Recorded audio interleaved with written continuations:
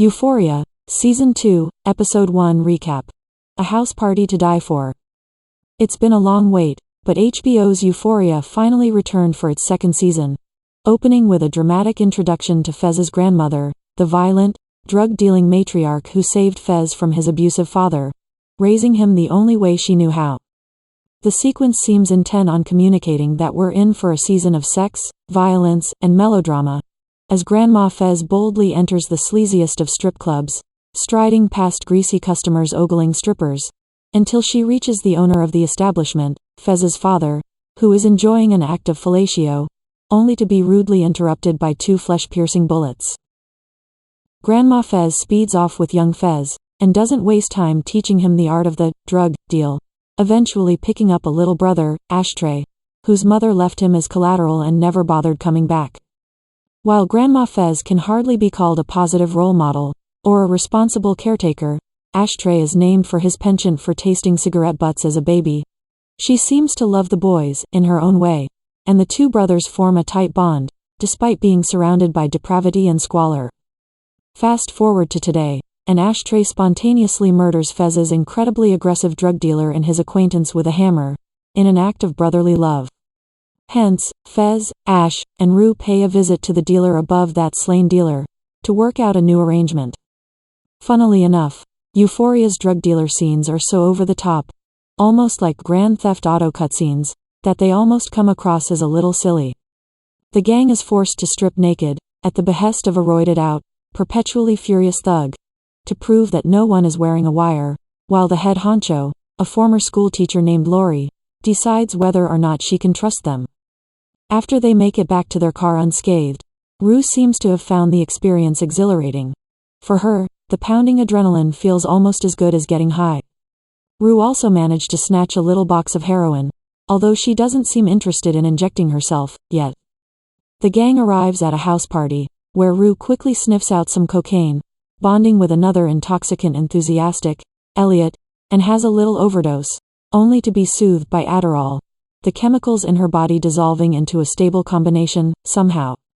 Maddie, Kat, and Jules arrive at the party, only to be told by Lexi that she can't find her sister, Cassie, and she's starting to worry. Turns out, Cassie is already at the party and is having a frantic sex session in the bathroom, having been discovered at a gas station by hulking sociopath Nate, who offered to drive her to the party.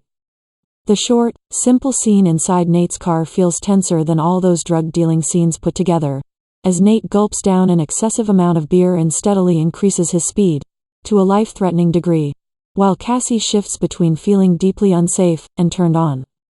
The two are interrupted in the act of coitus when Maddie bangs on the bathroom door, desperate to pee, prompting panic in Cassie, who really doesn't want to be discovered having sex with Maddie's abusive ex, being her best friend and all. It's another intense scene, as Maddie knocks grow more frantic, as she loudly accuses Nate of taking a dump, as though human bodily functions should cease to exist during house parties. The scene plays almost like a slasher film, Maddie being the killer at the door, promising bloodshed if she breaks in and discovers the juicy betrayal. Desperate, Nate convinces Cassie to lie flat in the bath and closes the shower curtain, allowing Maddie to enter without suspicion. For her trouble, Cassie receives a urine-soaked towel in the face, carelessly thrown by Maddie, and is forced to remain in the bathtub while Maddie graciously endures some flirting from Travis, a smooth, confident partygoer armed with a strong joint. Cassie is eventually discovered by Travis, after her phone vibrates, flooded with calls from her concerned sister, but Maddie doesn't even bother to look. She doesn't give a damn about a drunk girl in the bathtub. Her only aim is to dance with Travis and, hopefully, make Nate jealous. Obviously, she succeeds. Nate is seething, riddled with insecurity, desperate to possess both Maddie and Cassie, now overflowing with an abundance of alcohol and testosterone. After Cassie discusses the state of her relationship with McKay, and both decide that it is well and truly over, Nate anxiously pressures McKay for sordid details about what he did while alone with Cassie in the bedroom. It's an incredibly uncomfortable scene, as Nate pulses with menace, every drunken breath seemingly slipping closer to violence.